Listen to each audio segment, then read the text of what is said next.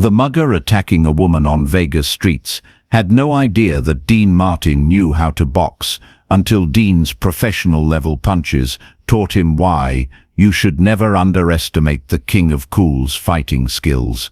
It was 2:17 a.m. on September 8, 1968, and Dean Martin was walking alone through the darker side of Las Vegas, several blocks away from the glittering lights of the Strip. He had finished his shows at the Sands Hotel hours earlier, but instead of going straight home, Dean had decided to take one of his late-night walks through the city. These solitary walks had become a ritual for Dean over the past few years. After spending hours on stage being charming and entertaining for hundreds of people, he found that walking through the quiet streets of Vegas helped him decompress and transition back to being himself rather than the performer everyone expected him to be. Dean was wearing a casual suit and walking at an easy pace, enjoying the cooler night air and the relative quiet of the residential neighborhoods that surrounded the entertainment district. He had taken this particular route many times before and knew it was generally safe, though he was always aware that Las Vegas, after midnight, could present unexpected dangers. As Dean turned onto Carson Street, a dimly lit area lined with small apartment buildings and late-night businesses, he heard something that immediately put him on alert, the sound of a woman crying out in fear and pain. "Please, don't hurt me. I don't have any money." A female voice pleaded from somewhere ahead in the darkness. Dean quickened his pace and peered into the shadows between two buildings, where he could make out the shapes of two figures in what was clearly a violent struggle. A large man had cornered a woman against a brick wall and was attempting to grab her purse while she tried desperately to fight him off. "Give me the bag, lady, or this is going to get a lot worse for you." The attacker snarled, his voice carrying the aggressive confidence of someone who was used to intimidating people into submission. Dean Martin had several options in this situation. He could have called for help, tried to find a police officer, or even continued walking and pretended he hadn't seen anything. Many people in similar circumstances would have chosen one of these safer alternatives. Instead, Dean did what his conscience demanded. He walked directly toward the confrontation. "Excuse me," Dean said in his characteristic calm voice as he approached the alley. "Is there a problem here?" The attacker, a heavy-set man in his 30s, with the build of someone who was used to physical intimidation, turned toward Dean with obvious annoyance. He was clearly frustrated that his crime was being interrupted by what appeared to be a well-dressed, middle-aged entertainer. "Mind your own business, Grandpa," the man said dismissively. "This doesn't concern you." "Actually, I think it does concern me," Dean replied, continuing to walk steadily toward the confrontation. "The lady seems to be in distress."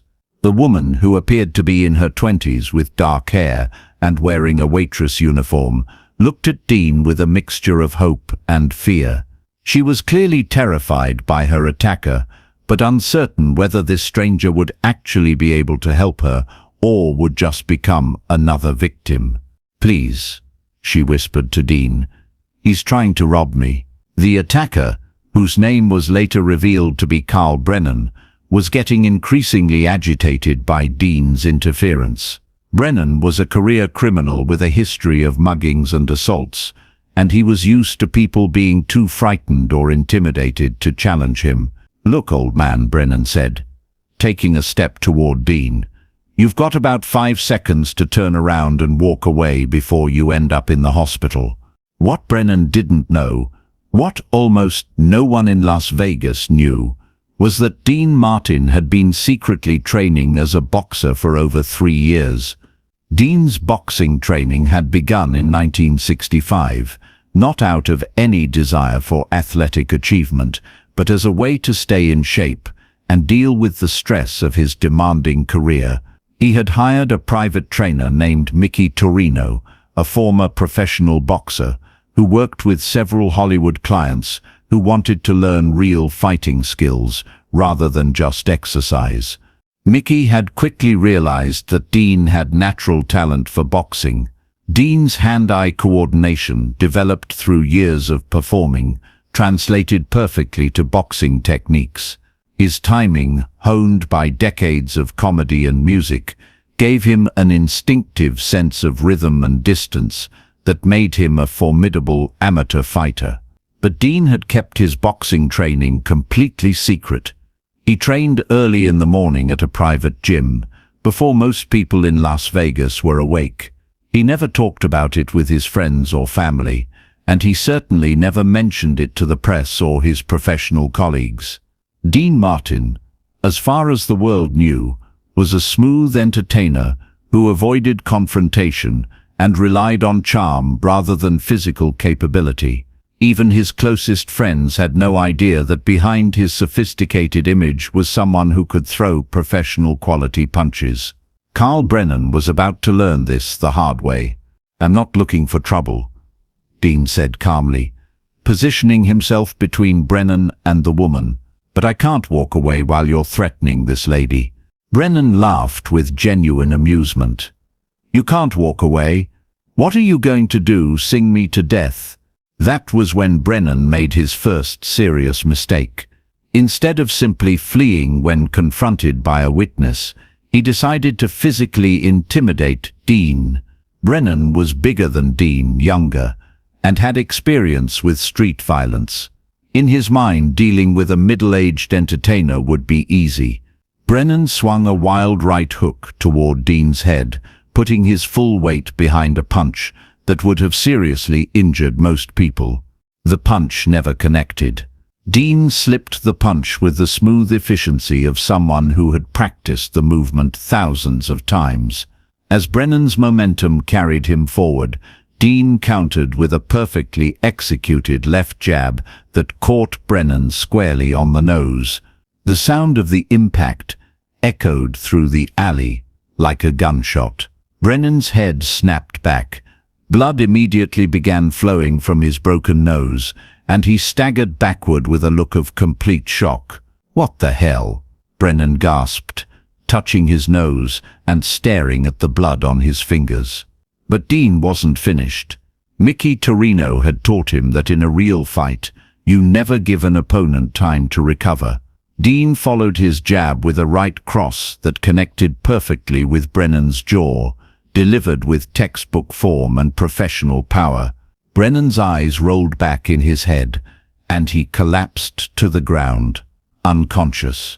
The entire exchange had lasted less than 10 seconds, and it had been as one-sided as a professional boxer sparring with an amateur. Dean stood over the unconscious attacker, breathing normally and showing no signs of the exertion that had just knocked out a man 30 pounds heavier than he was. His technique had been flawless, his punches precise, and his composure complete. The woman, who had been pressed against the brick wall throughout the confrontation, stared at Dean in amazement. "Oh my God," she said. "How did you do that?" "I've had some training," Dean replied modestly, straightening his suit jacket and checking to make sure his hands weren't injured. "Some training?" the woman repeated. "You just knocked out a guy twice your size, like you were a professional fighter." Dean smiled with the same charm he showed on stage. "What's your name, miss?" "Sarah Wilson," she said. "I work at the Flamingo coffee shop. I was walking home from my shift when that man grabbed me." "Well, Sarah, you're safe now," Dean said. "Let me walk you home, and then we'll call the police about our friend here." As they walked away from the alley, leaving Carl Brennan unconscious on the ground, Sarah kept looking at Dean with wonder and curiosity. "You're Dean Martin, aren't you?" she asked. "The singer from the Sands?" "That's right," Dean confirmed. "But how do you know how to fight like that? I mean, you're an entertainer." Dean chuckled. "Sarah, just because someone sings for a living doesn't mean they can't handle themselves in other situations." When the Las Vegas police arrived to arrest Carl Brennan, They found him still unconscious with a broken nose and a severe concussion.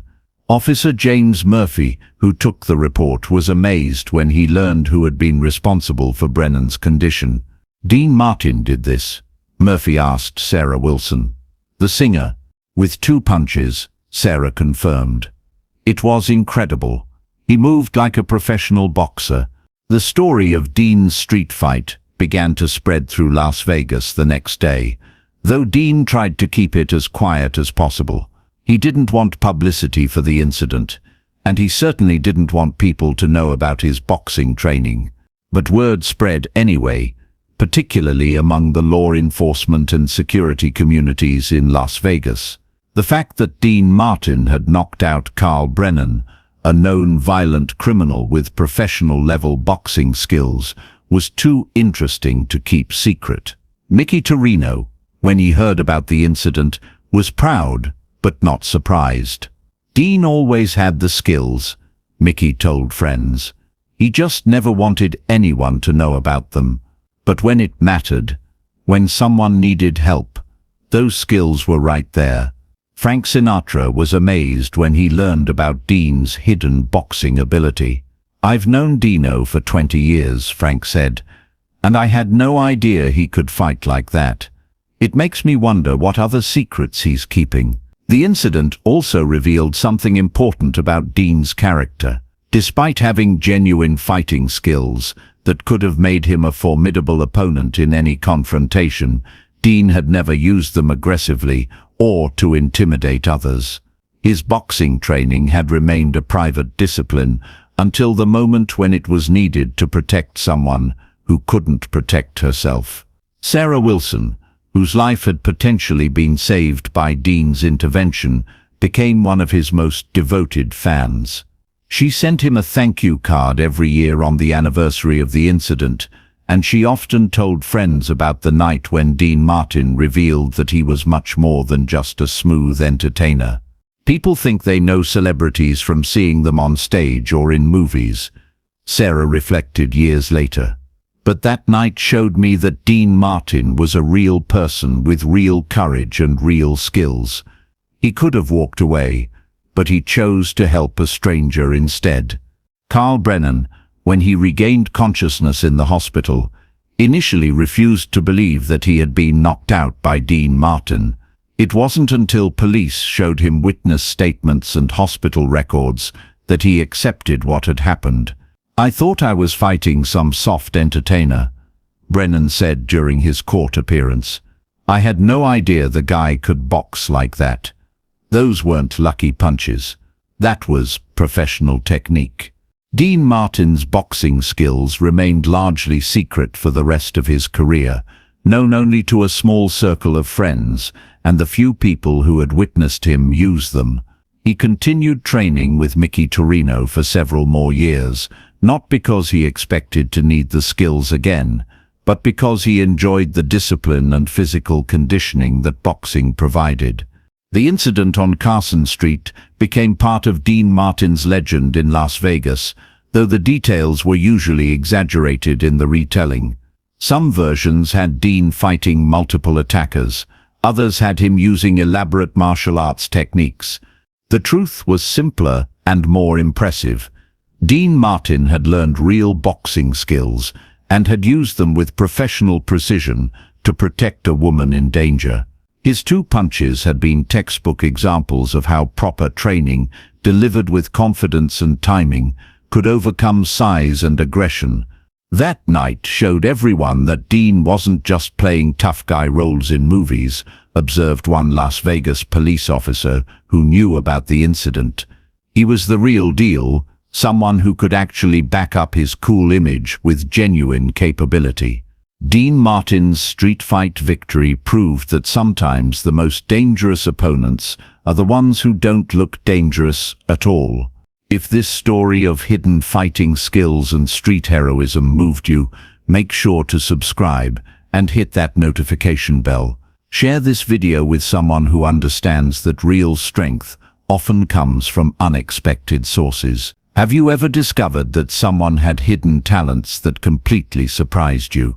Let us know in the comments, And don't forget to check out our other videos about the secret skills that celebrities keep hidden from the world.